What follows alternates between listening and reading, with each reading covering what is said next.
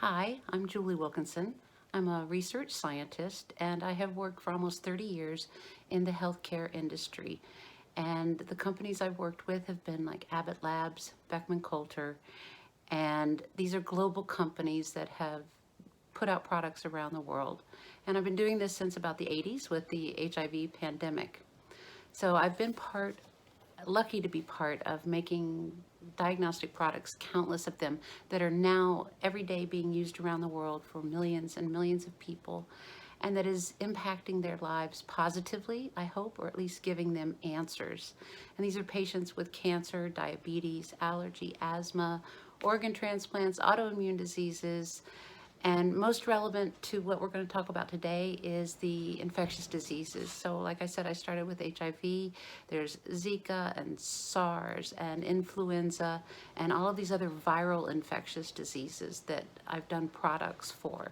So being part of the healthcare industry, what that means is that I understand and have worked with all of the components of it, starting with understanding who the patients are, what the diseases are, what do the doctors, nurses, and lab technicians need, what products do they need in order to treat their patients, what do the manufacturers of the drugs, the diagnostics, the vaccines, what are their requirements in order to be able to make good products, working with the FDA, understanding what the regulations are to make the best products that we can, and then really the healthcare industry, you need to know how all of the pieces come together and what we need from each of them in order to actually fight diseases.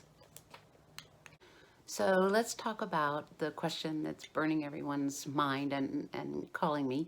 Why is this taking so long? So why don't we have anything? Well, first of all, the coronavirus, the SARS-CoV-2, it's what we call a novel virus, meaning new to humans. We've never seen it before. We don't have the drugs or vaccines or diagnostics yet. Our bodies have not been exposed to it, so we've never had the chance to build up an immunity to it yet.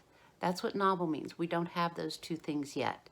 Every virus is like a snowflake. It's unique, and we need to understand it in detail so that we can be able to come up with the drugs and therapies and diagnostics for it, and so that our body can know how to fight it. So there are 3 magic bullets that we need to fight every disease. This is across the board.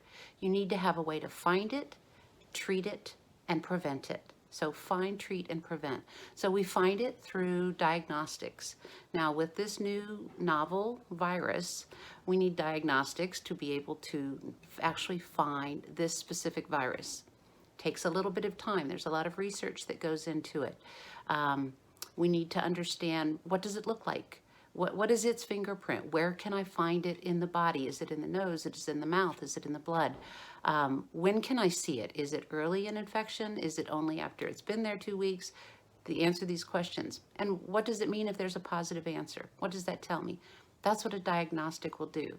So we have diagnostic for, do you have the virus? And then there are diagnostics for the symptoms that the virus causes. So the disease causes a fever. So you have a diagnostic called a thermometer. And so there are lots of diagnostics that we can use, but the one specific for the virus, they're just now hitting the scenes. So timeline, for a brand new from scratch diagnostic, it can take 5 years. So 5 years, that's from scratch. Now, the CDC and Abbott Labs have just came out with diagnostics in less than 3 months. That is mind-blowing that we can do that. So, we're really actually going much faster than what anybody could think would happen.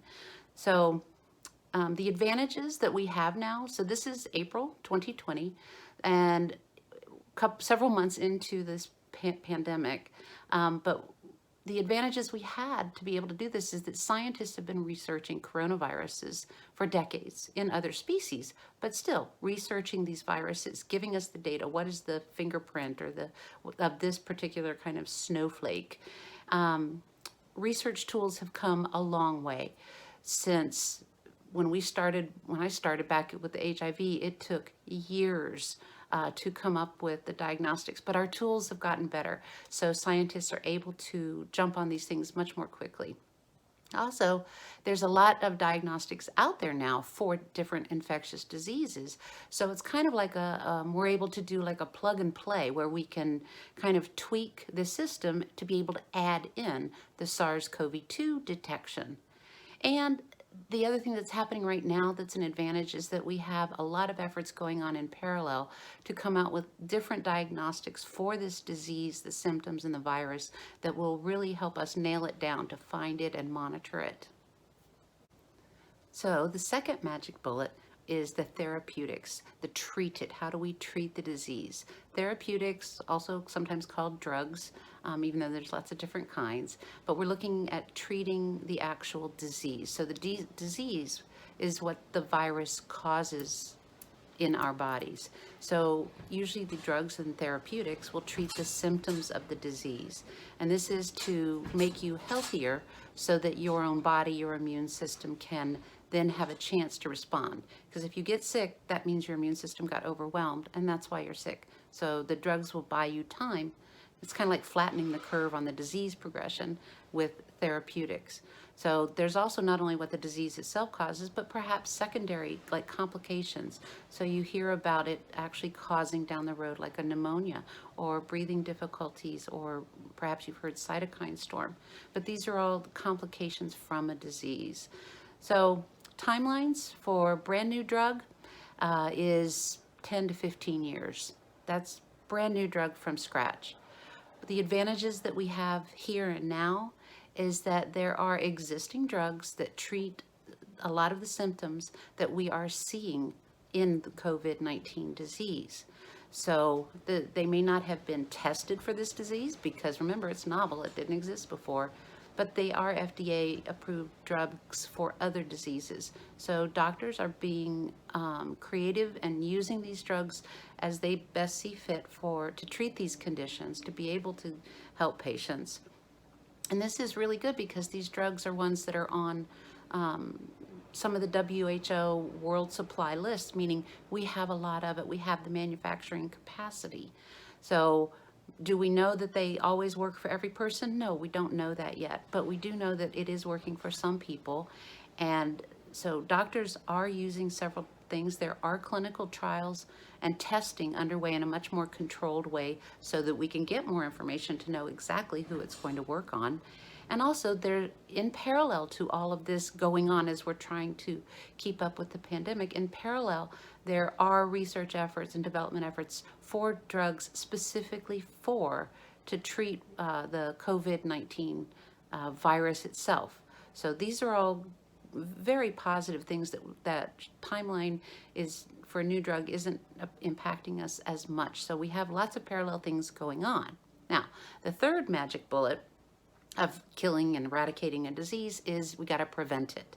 So those are called preventatives or preventives, and most often the common one for infectious diseases, the preventive agent, is a vaccine.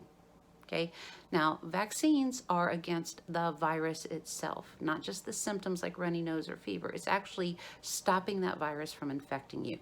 So it's very specific, and that's why the vaccines take longer to happen, because it's not like there's some out there that we can kind of repurpose. It's because they're very specific for the specific virus.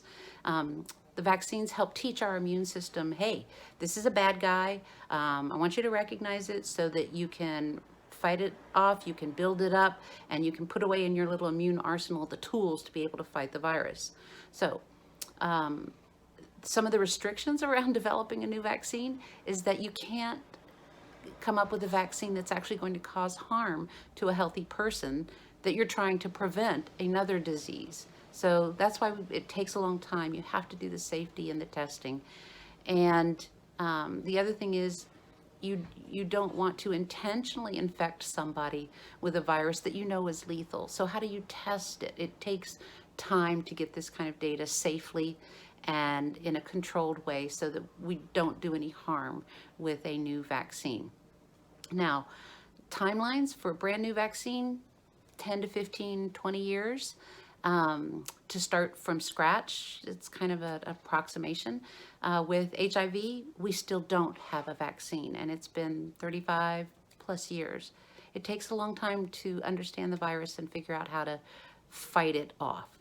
So now the advantage that we have now that we did not have when we started with the HIV work is this particular virus, the SARS-CoV-2, we knew its DNA, RNA sequence in less than 30 days, 60 days. They sequenced this, scientists sequenced it, and once that was known, that's its genetic material, that is the basis and the beginning of being able to come up with a vaccine. That was remarkably fast. I mean, it was just, it blew my mind when I saw how quickly that happened. We have clinical trials. Not only did they get the sequence, scientists, but then the developers of vaccines came up with a vaccine strategy and have it in clinical trials already. Remarkable. This is 3-4 months. It's just how everyone is pulling together to really make this happen. And this is with the FDA involved to be able to get things to us that are safe, that will then protect us. The other advantage we had is that we did have experience with SARS, and SARS is related enough to this so that we learned a lot along the way of what may work, what may not. And we know how to make vaccines in this world. We have wonderful vaccine manufacturers. They know how to do it. They have the facilities. And in parallel to all the research that is going on, there are several groups and funding and companies that are building more manufacturing capacity for the vaccines so that once we get the trials and know the results and know what it is, they can ramp up really quickly to be able to make sufficient quantities to vaccinate the world.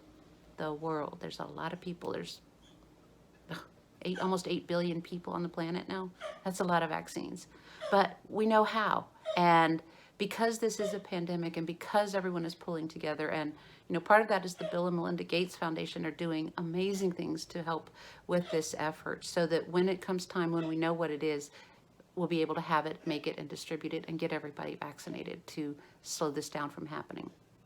So those are the 3 magic bullets: your diagnostics, your therapeutics, and your preventatives. So find it, treat it, and stop it from happening again. Manufacturers and the FDA have been working very closely together to speed up as much as possible safely to all of these efforts. We're in good shape. Our public health measures are mostly being followed to flatten the curve of the disease, to flatten the curve of the spread of the virus. It's giving us time to be able to get sufficient quantities of diagnostics and the therapeutics and time to actually create and come up with a vaccine. So don't stop what you're doing to help with slowing the pandemic and the progression of the virus. It's working. It's saving lives. And we are all in this together. So hang in there.